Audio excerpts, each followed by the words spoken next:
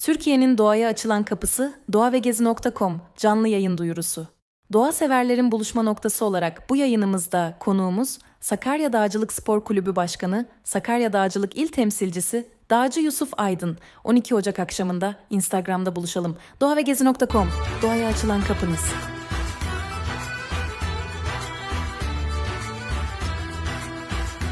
İçime basın volümünü aç da işlesin içime. Vagabond fıstıkta yolu dine.